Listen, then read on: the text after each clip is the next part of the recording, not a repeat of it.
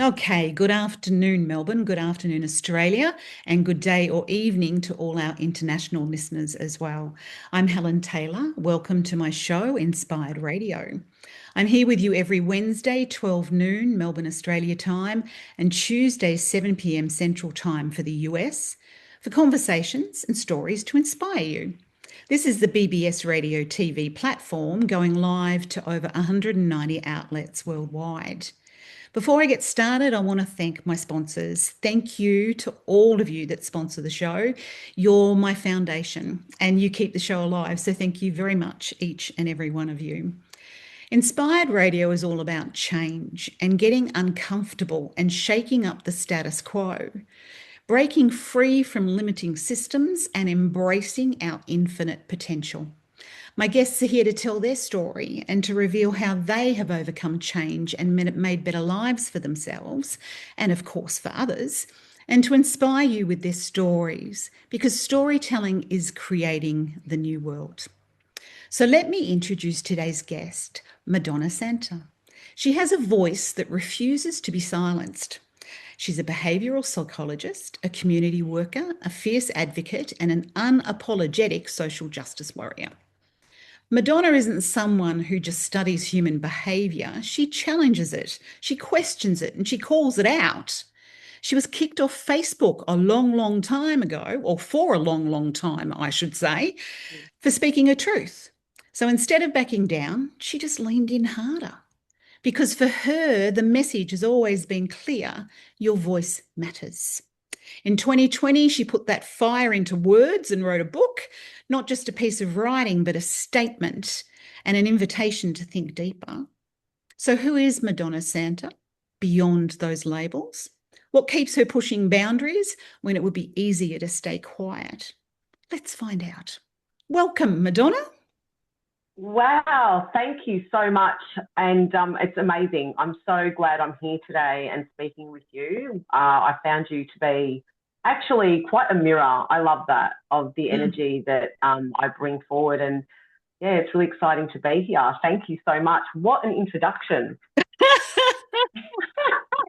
It's interesting when someone puts especially your life or who you are into a little montage and you think, oh, yeah, that's me. And I was there Mm. nodding along as you were saying it, going, yeah, no, yeah, that's what I do. Yep, no, that's what I did. Yeah, Absolutely. And that's why it's really nice to have other people as mirrors, isn't it? Because we know ourselves and our own energy very well, but we don't often know how it really is impacting and how other people are seeing it. So it is nice, it's valuable to get it back. Yeah. yeah, no, that was amazing. Thank All right. you. All Who, right. who So is Madonna Santa? who is she? So if we talk to the 10-year-old Madonna, was she getting Yeah, groomed? Was she being prepared for this life that you're living right now? absolutely. When I think about a 10-year-old Madonna Santa, I was extremely quiet. I was very scared, hugely fearful. Um, I used to so fearful, and this is in my book called the What Will They Think Brigade. I write about this because people, even my daughter that sees me now, I say I wasn't like this. I wasn't born fierce to say like this. I grew into it because things happened to me that Yeah. gave me that resilience. And I could have either been really quiet and shied into the background, but instead it actually created me to be quite fierce and walk forward. I think that part of that social justice is me saying, I know I felt like that, and I do not want to see other people shrink, have to dim themselves to make other people comfortable anymore. And that's what I was doing in Yeah. order to stay safe in my family and in order to and so it was a safety mechanism in order to stay safe in my family of origin, which was extremely tumultuous. It was like being in a war, basically, because I had an extremely alcoholic and sadistic father.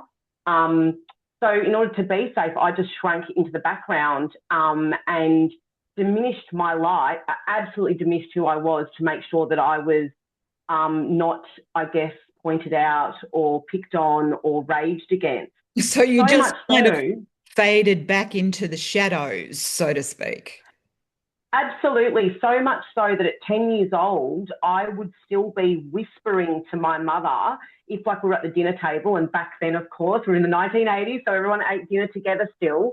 Yep. I would whisper what I wanted. So if I wanted her to pass the potatoes or pass the whatever, I would whisper in her ear, could you do that? Because I was too scared to be heard, which is, I would say, weird for people who know me now, because I'm the antithesis of that.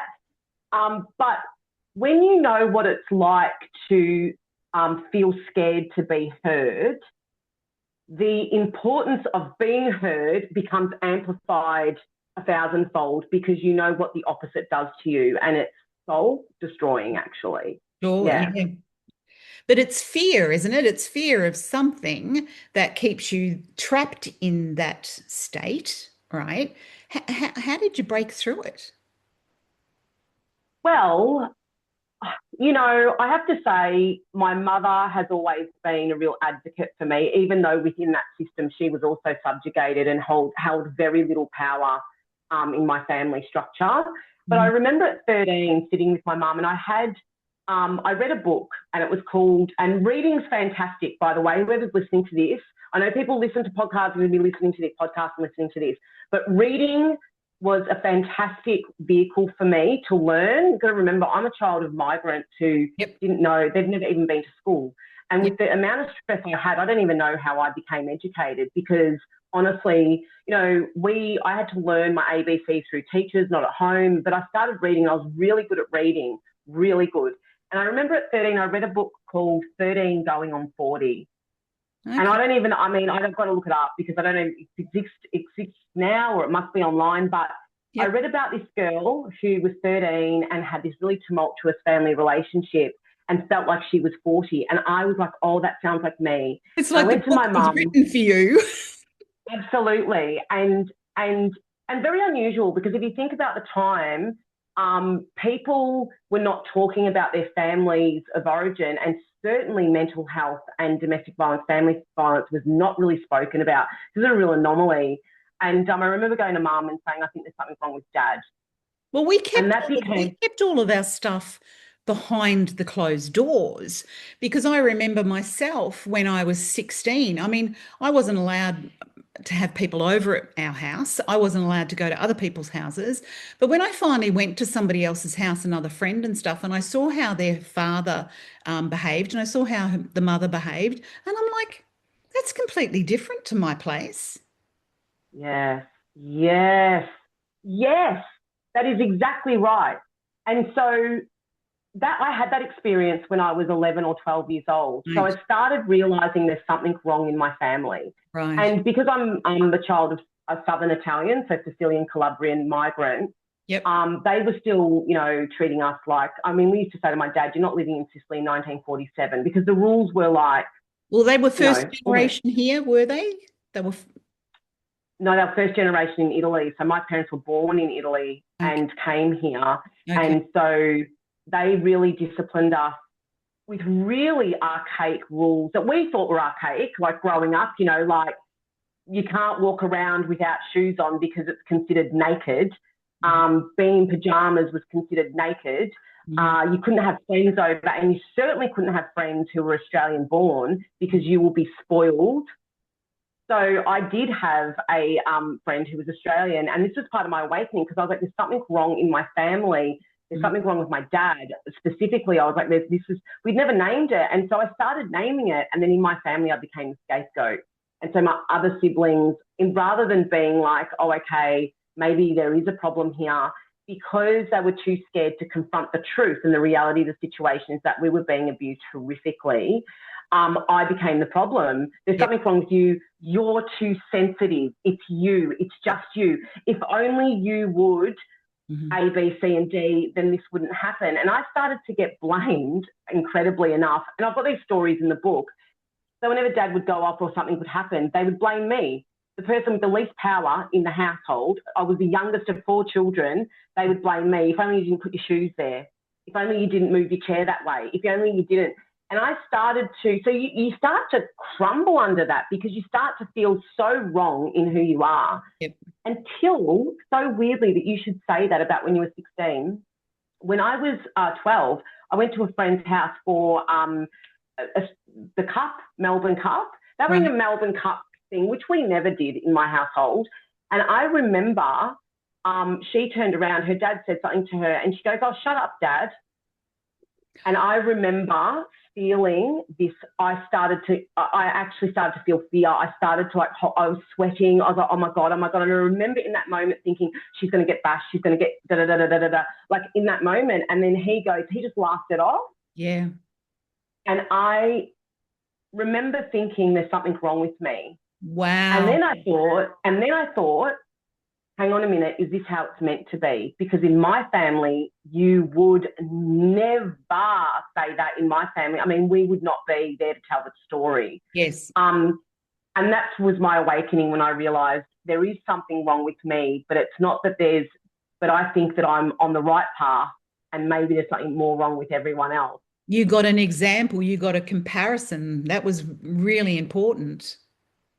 Yeah, and I realised that not all 12-year-old children are scared of their dads or scared of their mums or scared of this huge, huge, huge consequence to to saying something, and also that you could joke with it could be a joke that wasn't taken so seriously.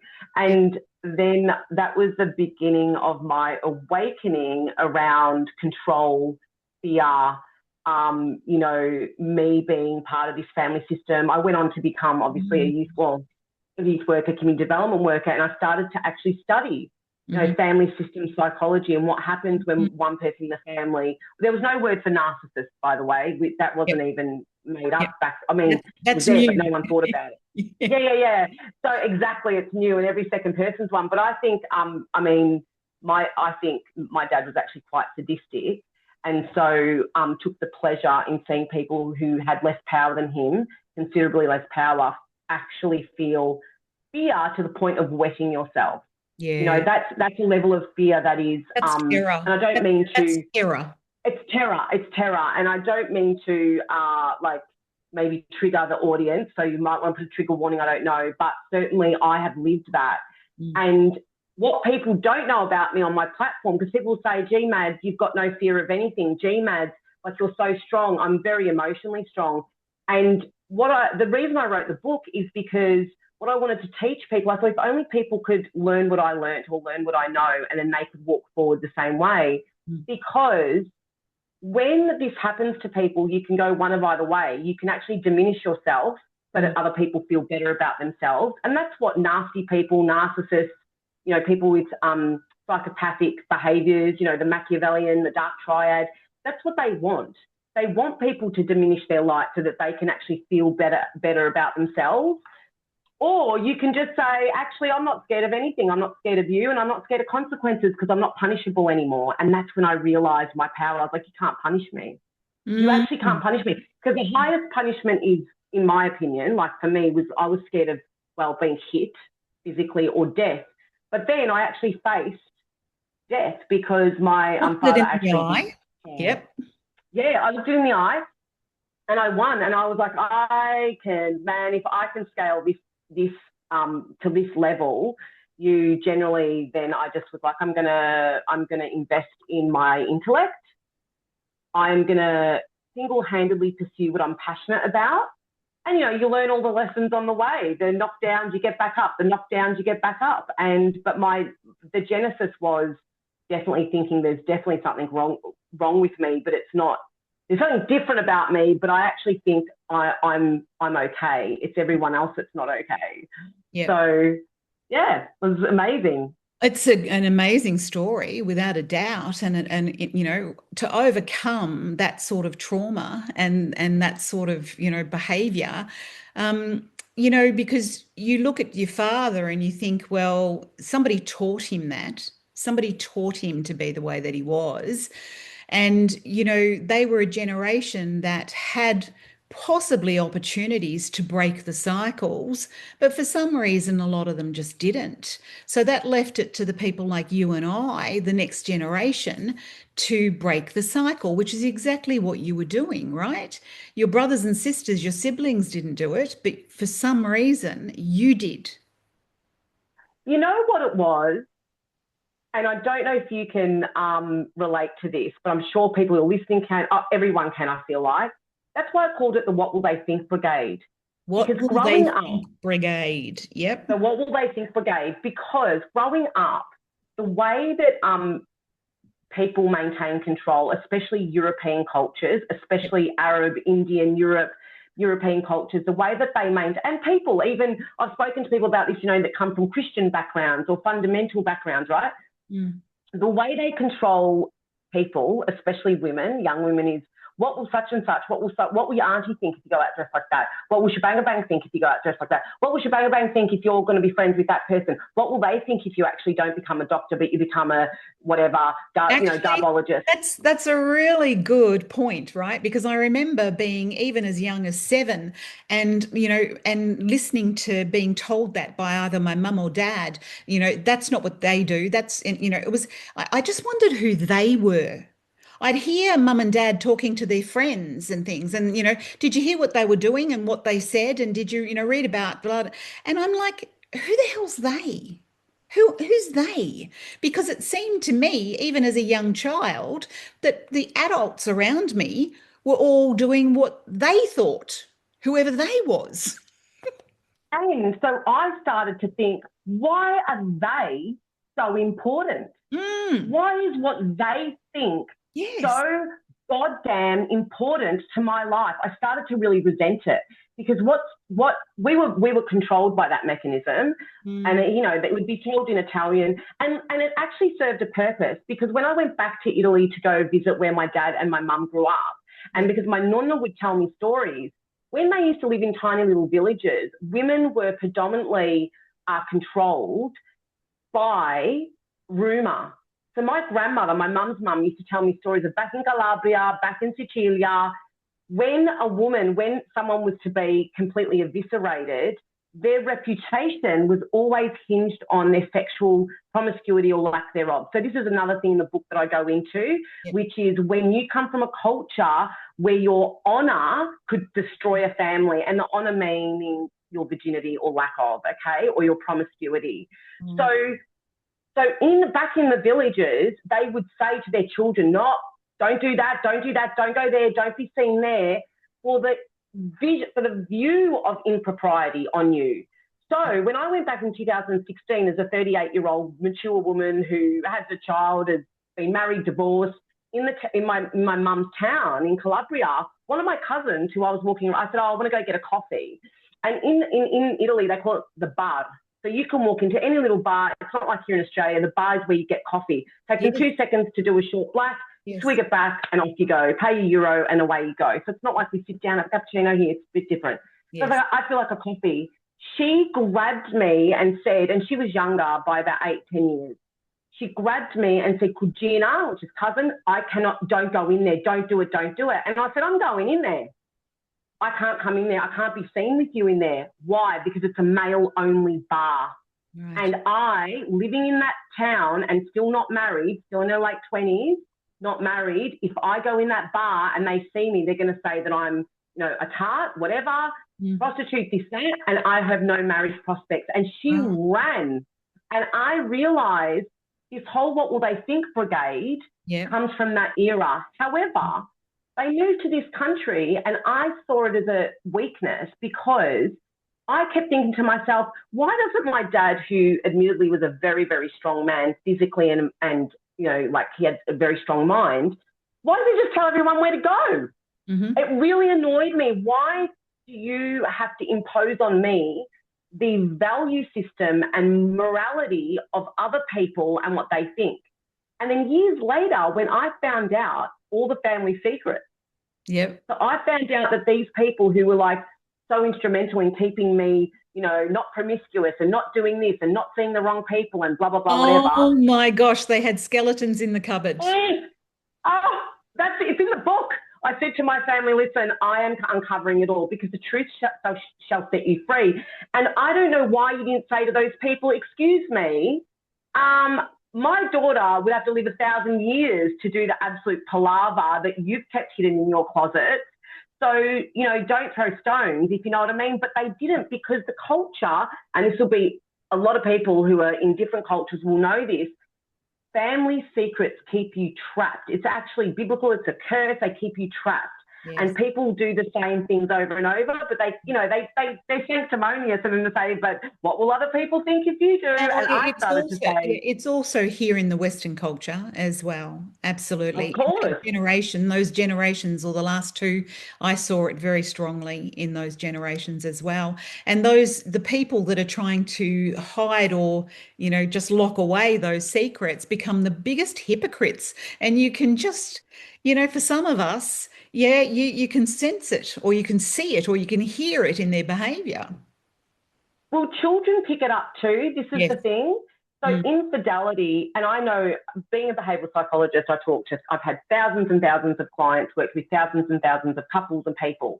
And the thing is, they'll often say, so there are a lot of couples that you may think that are outwardly look amazing, but they do not love each other, Mm. and they stay together for the children. They may be high society, it doesn't matter which side of the affluent scale, but the more affluent, there's a Yep. lot of money involved, okay, in splitting things up. And so they will say, yep, I have someone else, a lover, and the other partner has a lover, but they just stay together for the family. But children pick up on this. Of course they do. And here's the thing, it completely devalues all of the moral lessons that we try to tell our children about, being upstanding, having integrity, being honest, and being loyal, because eventually they will find out, and it crumbles the whole thing. Whereas I'm just open. I just say, well, look, let's just call it what it is. You know Yep. what I mean? And the whole thing crumbles down. Now, you can imagine in my family, that is probably not appreciated Mm. Well, no, because but we keep the secret.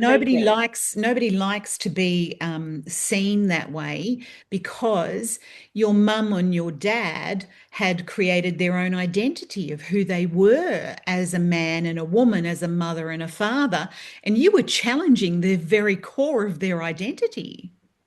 Definitely. And this is what I love about my mum, who is still alive and I adore, and we do little lives together. And my dad has passed away a couple of years ago. But my mum, who I get along with, I challenge her a lot. Like, I'm the child I don't mince my words. My mum's nearly 80 and it doesn't matter. I will absolutely talk about lessons. And so sometimes when we talk about the family dynamics, and she might say something that kind of, irks me a little bit, I'll say to her, but mum, you used to say, because we would say to her as the kids, we'd be like, please leave him, just divorce him. We used to ask her to divorce him, right? And she used to say, I didn't want my kids to be a statistic of divorce, right? Because culturally bad, she not good, for a Calabrian woman to divorce her husband. Right. No, right?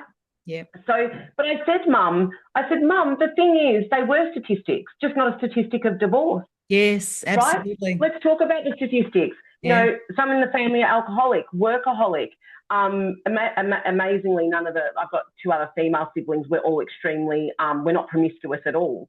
But there are all other things that are going on. Do you know what I mean? There are Because all other things going on. it hit, Yeah. it was your self-worth. It was your mum's self-worth. It was the self-worth and who you all valued yourselves as individuals. That's what got hit. Yeah, and so you've got all these other statistics. I said, so don't worry about being a statistic of divorce that you were trying to stop yourself from, which again was what will they think brigade. Yeah. Because in my mum's family, one of her sisters, my auntie, I love her, adore her, she got divorced, and the tribe, the family exercised this swift, you're out of the tribe, it's your fault, how could you do that? I mean, he didn't hit you, so what's the problem? I mean, Yeah. there might have been other problems, infidelity, whatever, but he didn't beat you up, so what's the big deal? He brought the money home. Yeah. And my mum saw that and she was conditioned, uh-oh, what will they think brigade will eviscerate your life. They will excommunicate you. We see this in other, different communities where they go, well, if you have this standard, and if you sit outside that, we excommunicate you. And for a woman with 4 children, I think my mum, really thought she had to weigh it up, what's the bigger beast here? And she did. And but she's willing at nearly 80 years old to still talk about, that's what I like about my mum. She, even if it's the hard truth, she would prefer that to a soft lie. And with me, there's no other choice, because I'm Yeah, true. you know what I mean? Yep. I do love that about her, because I would see it as challenging. I have a daughter, and she's exactly like me. Yep. She would tell me a hard truth, not a soft lie, which I prefer, because a lie can never you can never end up in freedom with a lie. But A hard truth. what you were talking about before with, the woman being made example of and being, exited from the tribe, that's a classic example of what's been happening to all of us over the last 5 or 6 years. Anybody that would speak up against they, right? The they Oh, yeah. brigade, right? Yeah, was made an example of, and then that deters anybody else from speaking up as well. So I think that your life from the beginning right up to now has been an example of how do I empower myself, and now you also are trying to empower others. Would that be right? Oh, absolutely. Because, and that's the whole reason I wrote the book, because what I want people to realize is, well, in saying that, just the first thing you just said gave me goosebumps, because I just realized in that moment, that is why for the last 6 years, I really haven't had a problem with being that person, because it's the first time it happens to you that's the hardest. Yep. So the first time, that's the first time you cheated on, or the first time you break up with someone, oh, it's gut wrenching. But Mm. then every other time you're like, it gets easier and easier. And my whole life, and I'm nearly 48, this has been the road that I've traveled. I've been the one that's, going, well, hang on a minute, look over here, look over there. So when we were all excommunicated in that time, I was like, whatever. It didn't really faze me at all. In Yep. fact, I realised what was going on in that space and time. And that is, Oh, sorry, that's a good point, right? Because it's when you've had an experience personally, yep. you can see it when it's starting to happen to others. You can see Yes. it a mile away. And actually on the platform, what I talked about was the fact that I talked about how the overarching government and everything that was going on in the world was actually a narcissistic relationship with our government. That was what, because we were being punished. Can't do this, we're going to punish you, you can't do that, you're going to punish you.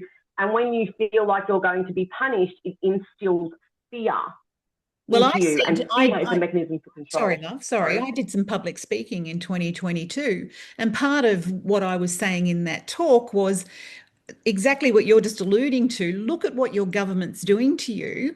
And if that was a relationship that you had with somebody, you would divorce them, or you'd get them up for domestic violence, or you would do something.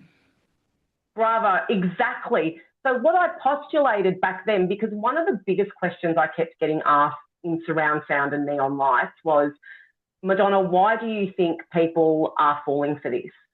Mhm. And I said, because people for so long have actually been in relationships where they've trauma bonded with someone who, a human being, like an individual or a family system that relates to them like this. And all our institutions relate to us like this because there's an obligation. Just think Centrelink. You're obligated to do A, B, and C. And if you don't do it, this is the punishment. Yeah. But Centrelink or any other government organisation can take as long as they want. They don't have to adhere to their own policies, And where's the punishment? There is none. So we've got this relationship with our institutions, of which the family is the original institution. Yeah. And so what I postulated, and this was just a theory in my own mind, because I was seeing this over and over and thinking, how can this be? And what I noticed was communities that were really used to being controlled by a religious institution, the family institution, or a secular institution, the government, for example, Indians, and I've spoken to a lot in that time, they just fell into place, right? And there's a lot of Indian people that haven't and da. But what I'm saying is this is a generalization. Sure. I found that women or people, the people that had travelled through this and won in their particular individual situation, their minds were open. They were like, oh, I've seen this before. And they started to call it out. But Yes. those who were still embedded in relationships where fear is used as a mechanism for control, what will other people think? A lot of people, were given an experimental, medical, a jab. They were given an mRNA experimental drug. And a lot of people told me, not one person actually told me they took it because they were fearful because they were going to die of a pathogen. Right. Yes. Right? Yes. Well, I'm going to because lose I my want to be able job, to. or I'm going to lose my family, or, the tribe says that, if they're doing it, I should do it. I Well, promise you, I've got friends that they didn't even have to work. They owned their own businesses. They could get around it. I had friends that were, on the single parent pension, or for some reason they didn't even have to do it. But Mads, but the women down at, the primary school, everyone was saying, have you done it? Why haven't the tribe, the what will they think brigade? Yes. And I was the opposite. I was like, I don't give an F. I was like, I don't care. I don't care what you say. So Yep. what? Who are you to question me? Bang, straight away. You don't get to ask me about it. Do you ever ask me if I have the Hep B shot, or if I've had a pap smear, or Yep. an abortion? Or Those even things your would be flu absolutely shot. Yes. right. So you don't get to ask me, and you have no authority here. Back off. Whereas most people go, and she said to me, and I'm like, who the hell is she? So someone from, it's just, what will they think? What will others think if I don't? People got their children inoculated because what will other people think? And I find that so abhorrent to my sensibilities. It's almost like, to me, for someone who's come through it, I find that actually like I cringe from it. The minute someone goes, you have to be, my brain goes, whatever the hell I want. That's Well, how I finish that sentence. with all due respect to all the people out there that may have done that or other things, I actually call it childish behavior because in my own experiences over the decades, I've realized that, I realized it, I think, the first time when I watched Parliament on the television. And that was a couple of decades ago. And as I'm watching them, these grown men and women, these mature, intelligent men and women, just fall apart and start, smacking fists on the Yes, table, punching the yes, air, yelling at each other, and carrying on. I thought, they're all 8 year olds. They're all behaving like yes, 8 year olds. And that's when yep, I started to realize that a lot of people, their emotional maturity gets stunted at a young age and they don't emotionally mature into yep, an adult. So what you're yep. talking about with people just doing it and, just doing as they're told, that's what a child does. Yes, when they don't have autonomous control over themselves. Yep. They're used to being told what they need to do. And Yeah. I don't want this to come across, as you were speaking, I was thinking about the question before. You said, so you wanted to empower others. Mm-hmm. I'm not coming across like, I'm so sanctimonious. I've Yep. never done what other people say. In fact, no. I spent my life doing what other people wanted me to do, and Yep. then realized that every single time I did that, the outcome was horrific for me, and I resented them. Yeah, that's a good And and point. and right, so I'm not coming from, and I'm the best, chuck out the rest. It's like I made all the mistakes, and I realized. And I remember my grandmother, my mother's mum, used to say to me, Madonna, when you want to do something, you do it for yourself, because if you do it because someone else tells you, it will not end up well. She told me this when I was little. Well, I spent a lifetime of doing what other people wanted me to do, and then realizing that the outcome every single time was not to my benefit, because I was a people pleaser. I didn't want them to feel bad if I said no. I didn't want them to feel bad if I said yes, or the contrary. Or I did so many things to please, even in workplaces, which got me in critical incidences that nearly lost me my life, like literally big, big deal things. So the reason I want to empower others is because I like shortcuts. And we just don't have time anymore. Like, I'm like, listen, I've traveled the road. I may be able to give you a shortcut from A to B that you wouldn't have thought of. Yep. And therefore, if you change your life, and if you change your view of life, or whatever it is that you're needing, especially if it's a woman, you exponentially change the lives of people around you. So it compounds, and that's what Yeah, I yeah. like. There's a point that you made there too. You walked both roads. You walked both roads. A lot of people that were very opinionated out there and all the rest of it haven't walked both roads. And what I mean by that is I vaccinated my children, right? I did that. And when I started to learn more and question more and challenge more and want to walk my own path, I started to see that there was another choice. There was another choice. And you've walked the road, as you've also said, when you have done what others tell you to do, it's a crappy outcome. But when you do Terrible. what it is that you want to do for yourself, it is a better outcome. It's a good outcome. And can I say on that point, even if the outcome's bad, because I chose it, I actually can swallow that. And that's the Yes. point, right? Because consequence, good or bad, I made that decision Yep. Independent of the what will they think brigade. I did Yep. it because Madonna decided that Yep. with her level of expertise and her level of, I may have done research or I may have looked at the risks. One of these, I lost a lot of money on crypto, a lot. Friends of mine, and these weren't, it wasn't one of those scams where you think, no, really good friends of Yes, mine me invested too, their money. me too. Yes, And it all, right? yeah, I researched, I Yeah, investigated all of that stuff. Yep. I did it. And when they rang me to say, by the way, your money's down the gurgler, it was $200,000, I'll name it. It was a big amount of money. I sold my house and put the equity in there, da. Do you know, I just went, well, that was my fault. Yep. Because I took on board all of the advice, and I still did it anyway. And when I tell people the amount, they're like, oh my God. And I'm like, yeah, but you know what? If someone else had to, put that in my mind or start, I was really gung-ho about it. Yep. And so I've accepted that. I'm okay. I'm like, I accept that I shouldn't have done it. Big lesson. But you know what? Not the first, not the last. And people have lost millions and millions and trillions doing things. But when you do it because someone else tells you to do it, for example, jump off the cliff, there's going to be a body of water, jump in, dive in, and you're like, not sure. And you jump off, you dive off and you think, and you hit splat and you're like, oh my God, that hurt. I get resentful. If only I hadn't listened to that person, or if only, do you know what I mean? Isn't that taking responsibility versus being the victim? Absolutely. And so now I go with my gut instinct, because your gut will tell you. And in the book, I actually I write absolute concrete examples of even from when I was little, like 4 years old, when my gut was like, don't do that.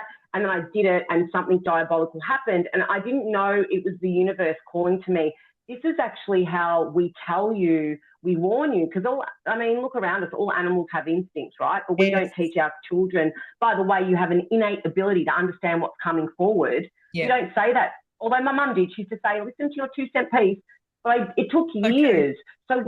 So when it came to the last 6 years, I feel like I've been exercising that muscle. Right. Yes. Does that make sense? So Absolutely. For me, I've been exercising the muscle, and it doesn't mean I don't get it wrong. I get it wrong, but I get it right more of the time now. I think, we tune out. We're taught by listening to others, or what will they think brigade. By listening to them, you turn off your internal dialogue. You turn off or turn down that connection to that gut feeling or that instinct. So, in the last 6 years, I think a lot of people have had to turn that back on, and it doesn't go from 0 to 10. It doesn't work like that. You've got to tune into it, and sure, sometimes you'll get it right and sometimes you won't get it right, but you've got to keep consistently tuning into it to start really listening to yourself, don't you? Yeah, and recognizing this is our mechanism.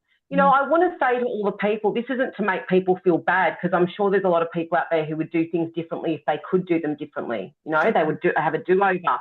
But the thing for me... That's called hindsight. Hindsight's an incredible thing. Exactly. And I always say this to my daughter: some decisions that you make you can do take backsies. You can go, well, I can take back even money. You can earn money again. But there are things that are lifelong that can actually really harm you. And I think in this instance, it's that kind of example of people actually being quite unwell, and it's a lifelong journey now. They've got to figure out what they're doing. But I just want to say that for me, the biggest thing is about caring what other people say. People really hold high value to what other people are going to say about them. And that is something that has been a massive lesson for what will they think brigade. I care about people in my inner circle. I give people the respect. Like if someone's a mentor to me and I really respect them, then absolutely I will take that on board and it can be the really hard truth. And I've got people around me who tell me the hard truth. But I think, and this is one of the things I would say on my platform a lot, choose your leaders. If you, for example, for me, my highest value is honesty and integrity and safety. Now, I'm not going to choose a leader who is inebriated all the time. I'm not going to choose a leader who is a drug taker the majority of the time. People do choose leaders. I don't like leaders who talk about having amazing family structures but have had lots of infidelity or lots of different partners. I find that really difficult to listen to. I'm not saying people are perfect. What I'm saying is choose your leaders wisely. And what we do in our life is make everyone a leader of our life, especially people who haven't even proven that they can manage their own lives. Yes. So often I'll speak to clients and I'll say, my shebang bang says this and my girlfriend says this, but they tell me a lot about their girlfriend or the person. And I'm like, so they have run their life into the ground and they're telling you what's what. How does that compute? And that's the point I want people to understand, is that growing up, I was told to mind what other people said and manage my life, even down to I wasn't allowed to laugh, lest I be thought that I was stupid, what I was wearing, what I was saying, how I was looking, anything to do with myself. And you find out years later as you get older, these very people have the, absolutely salacious lives that, they don't actually adhere to these rules either. Yes. And so I think that's, for me, empowering other people actually to be free. Yeah. Free of all of that. Free of this cage. I call it the bird cage of your mind. Yeah. And what I saw was during 2020 and even now, this is what people do individually or en masse. I would say to people, if you have a bird in a cage, right? This is one of the chapters, a bird cage of your mind. If you have a bird in a cage and you have it in captivity its whole life, and then you go to it, hey, man, here's the cage is open, go and be free. Do you know that bird will go out, look at, and it's been looking for years out these cages, going, look at all of this, sky and the trees. It'll go to the nearest tree, it'll look around, and it'll go straight back into the cage. I did the opposite. I was looking out going, oh, my God, the big wide world's out there. The minute I got out there, I was like, see ya. I don't want to get back into my cage. And what people do, anything in captivity, will go back to the person that's keeping them captive and say, well, at least I'm safe there. They might hurt me, they might whatever me, but they feed me a little bit. Whereas I was like, I don't want the crumbs, I want the banquet. Bye. And made my own banquet. So I want people to feel that energy, because then that is a revolution they can't stop. Happiness and freedom, that's actually what they don't want us to be, right? For whatever reason. I know that sounds, airy, but it's true. Even abusers don't want you to know you're free. Words, if we sat and we asked everybody that's listening to just take a moment to ask themselves, are they really truly happy? And are they really feeling that sense of freedom in their lives? I wonder what their answers would be. I think some people don't realise they're not free. I think I don't think they even ask themselves. I don't think they ask themselves. Oh, yeah. True. Yeah. Absolutely. And I'll ask, so if anyone's listening, what I would do is say, is what I say in my own home being controlled? So does someone say to you, don't say that, or don't do that, or don't speak like that when you're in public? I mean, I've had partners do that. Don't laugh. Is what you're thinking being controlled? A political maybe perspective, or, this is the way you've got to think. This is the right way to do it. It's right and wrong, and you're doing it the wrong way, and you need to see it the right way. And for kids, I had everything. Are your parents doing that to you? Or for parents, are you doing that to your children in some way? Or for partners, are you doing that to each other? Take note. Yeah, because what I've found is when people don't want people to be free, and we do want to give our children moral compasses, right? So we do want to say, hey, listen, the best way to go is this or that. But what I'm talking about is beyond that. What people who like to control, and just think about what's going on with the government, questions are their biggest enemy. Yeah. But why is it like that? But why is it like that? But why is it like that? Kids do that, but why? And then they're in the end, because I said so. So if we teach kids that authority can say because I said so, and you have to bow down to it, well, that's what people do in the end. And I remember when I had two stepsons for a very long time in my life, and before that relationship ended.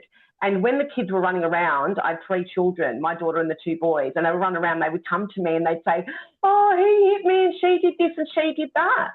And I just told them the truth. I said, I am actually not interested in justice. I'm interested in peace.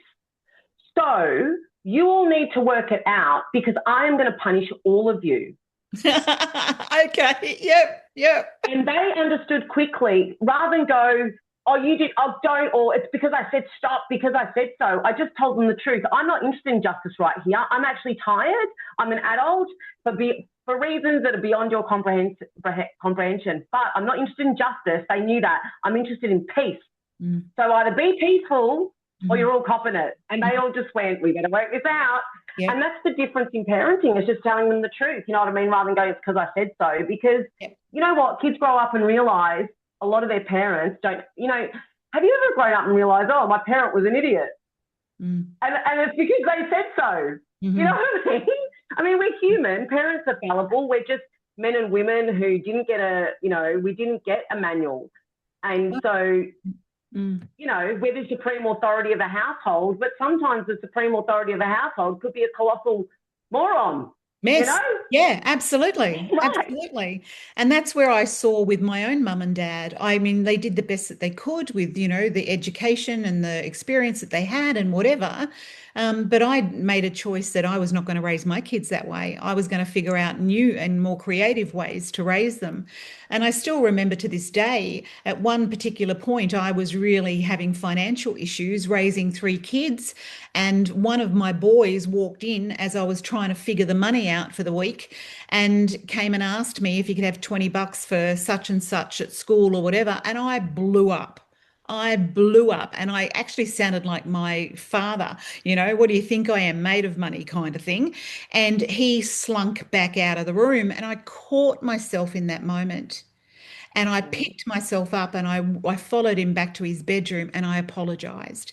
And I said to him, I am so sorry, mate. That's my stuff, my stuff. And I should not have fired it at you. But I then turned it around and I said to him, and I have to applaud you. I said, you're the bravest boy I've ever come across. I said, because you knew I was going to react in some sort of way like that, but you still did it. And I think bravery personified. So go you. And I said, you've taught me a lesson at the same time.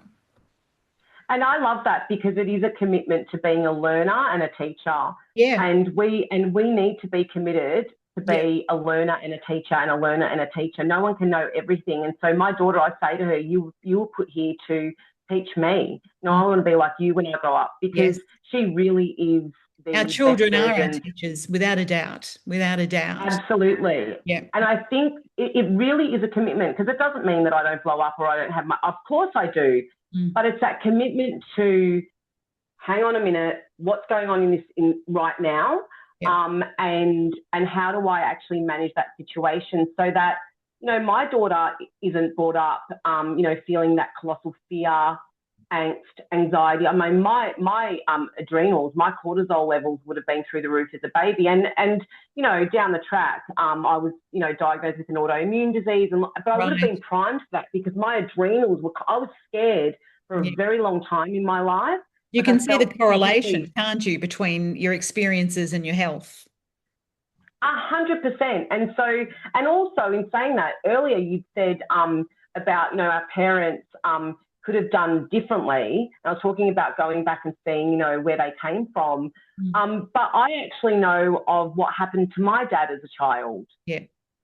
So I know the way that he was brought up and the cultural narrative that he was given and the traumas that had happened to him. And I think that and I've said this to my mum too, had they been born now, they may have been very different people. My dad probably should never have gotten married or had children, and he probably didn't want to, although I know he really loved my mum, but he was expected to be married and chose the best person that he, you know, my mum's amazing and she is. And he, even his brother was like, you get her or I'm going to get her. And that's a famous story. And I'm like, yeah, because again, they're seeing you as chattel. They know that they can, right? So you get her before I get her. Yeah. But in saying that, I think my dad and even my mum, they didn't have choice. It was just fait accompli, you're going to be married and this is the way it goes. Well, they weren't doing what you said earlier. They weren't asking why. They weren't asking questions. They were just doing as they were told. Yeah, and admittedly, my mum, you know, was leaving a terrible situation, her family system. So it was, and that's, you know, what happened to my auntie, and then she decided later, she's younger than my mum, to get divorced. So she was that next generation, and it was just, not good. But Mm. I think that had of my mum, been born now or in the last, 20 years, she probably wouldn't have been married. And I think she would have been an incredible businesswoman and she's incredibly intelligent. As all the matriarchs in my family have all been incredibly intelligent. And what I saw systematically, and this isn't a man thing, if Mm. anyone's grown up in an Italian space, I'm just saying, I Mm. saw them all diminish themselves to the people in their lives that required that of them. And I felt like that I didn't want that to be my legacy for myself Well, and we've nor for been my through, daughter. haven't we, centuries and centuries of male dominance, male energy. That's Yeah, just, that's what the one represents, and we in the year 2000 moved into the two, which is the feminine. So there's yes. certainly a shift of some sort going on there. But it was a very male dominant world, and there's nothing wrong with that. I just think we're changing and evolving. That means that everything has to change and evolve. And that's our relationships, that's our thinking, that's the way this world works. You look outside your window right now, and everybody's questioning every single system that's out there, aren't they? They are, and they are, which is fantastic. And I think that when it comes to the male dominance, men are great. I mean, I when I see where I'm like, bless you for doing what you do because I couldn't do it. Men are amazing, and I do love that about the difference in the male, masculine, and feminine energies. I think it's fabulous. But when you come from a culture where the men have an entitlement to who you are, what you say, when you say it, how you say it, what you dress like, Mm. who you speak to, who you converse with, whether you can do A, B, or C, even over your natural, like your health, whether you have access to health care or not have access to health care. And on top of that, whether you can actually be, hurt quite badly physically and their entitlement to that space. Mm. That is a lesson, let me tell you, when you grow up in that, because you either fight back against it or you become an oppressor in that situation. So you become another matriarch that Yep. teaches the other young women how to sit still, be still, look the right way, and behave and perform in order to survive this. Yeah. And I think for me, that book is about saying, I've come through all of that, but this is how I've achieved freedom. Mm. This is the way, these are some lessons that I had, and I hope that that speaks to people's souls so that they can, really just question. We know that your questioning seems to be the biggest threat to everything, and people are questioning right now, which is the best thing that they can do. I love Yes, that. it is. And I think the world wants to thank you, Madonna, at this point for breaking the cycles, for breaking the whole ancestral line of Yeah, behavior and conditioning and programming or whatever you want to call it, because as soon as you do that, it shifts energetically, doesn't it? It shifts this it planet, does. and it flags it for somebody else to do it, and then somebody else to do it. It's just a beautiful thing. Thank you so much for doing it and being brave enough to do it, and then being brave enough for getting out there, and starting. I mean, that's why you went into psychology, didn't you? What were you trying to figure out? You're trying to figure out how we're all thinking this way and how changes can Yeah. be made. Yeah, I just knew. I was always good at the humanitarian subjects. Mm. I'm terrible at math. Yep. Almost to the point of dyslexic, like numbers don't work for me, but I'm very good at human behavior. I've always Thank been God for that way. calculators, Madonna. I know. Absolutely. And so I'm very lucky because I've been in spaces in my career where I've been able to access the most exemplary people in my area to be able to talk it through what was going on, but Right. also to make me realize and help me to realize, oh yeah, this wasn't actually normal. And Yep. so it's been a lifetime, but I Yep. do love what I do. I actually love seeing people, free themselves Yep. and feel better and stand straighter and realize they have a voice and that every voice actually does matter. And also, if this is what you do, I mean, you get people. It's inspiring. You get people to talk about their lives and their experience Mm. so that other people who are listening, it may unlock something inside of them. And we, I don't believe, were put here to be, we've all got potential that's unlocked inside of us. And sometimes it just takes one thing or one thing someone says that can unlock that potential, and you're off and racing. Absolutely. Absolutely. You know, It's not enough to realize because, yes, I've got a story and I wrote a book and all that sort of stuff. But, I realized, and actually, it's another thing my kids taught me, when I would plant some seeds or give them some insight as they were growing up, I'd have other situations would happen where they'd come back with the same advice that I'd told them, but my sister had told them, their auntie, or a friend's mum had told them, and I realized it's like, oh my gosh, people need to hear something in a different way. It's not always from you. It needs to be from, a particular voice or a particular story or something said in a certain way. So I was smart enough to go, I can share my story, but cheapers creepers, I think it's better to share everybody else's. Right? Because somebody hears yeah, something in your story, and then the next guest I have, they hear something in that story. And it helps people, it inspires them for change. Because that's what I said in the intro. It's all about change and getting uncomfortable. So get uncomfortable, people. definitely, because that's where change happens. Yes. I think we think that,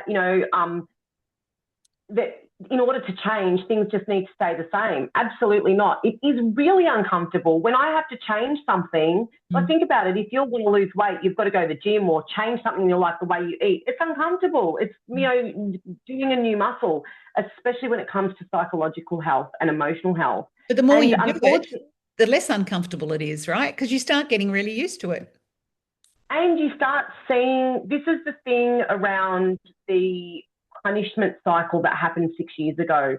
One of the reasons people really lamented that is because the change that was happening was perceived as very negative. And it was negative because people were actually excommunicated from family members Yep. and so isolated, right? And Yep. but it also brought out people's ideologies. Yep. So a lot of stories around, I had, I loved my cousin. We were so close. I loved my, whoever it was, father, mother, sister, brother, best friend, all of a sudden at loggerheads because of Actually, ideology. it's like you said earlier in the piece, it brought everybody's skeletons out of the cupboard. People were It did. talking about things that they don't usually talk about, and they were finding the differences instead of the similarities.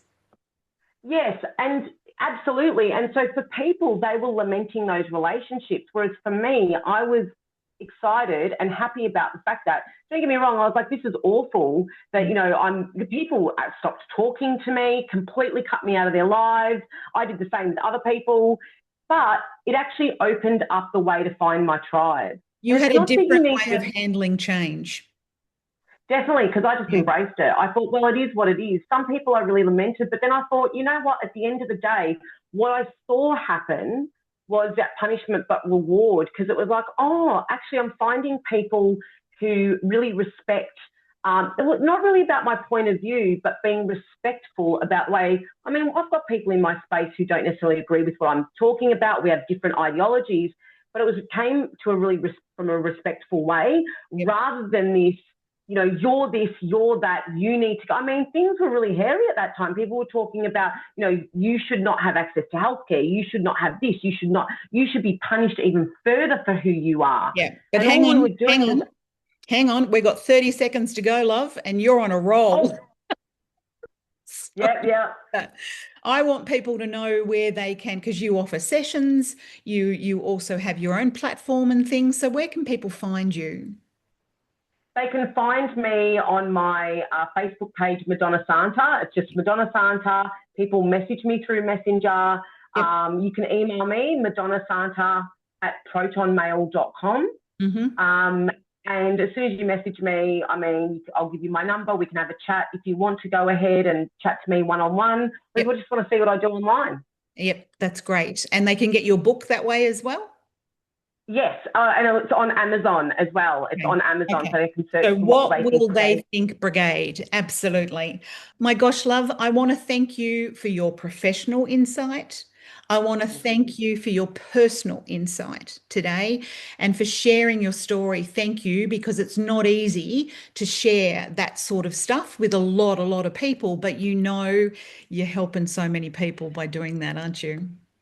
Yeah, thank you. I've actually never been interviewed before in the last 6 years. So this is the first time I've been interviewing. Okay.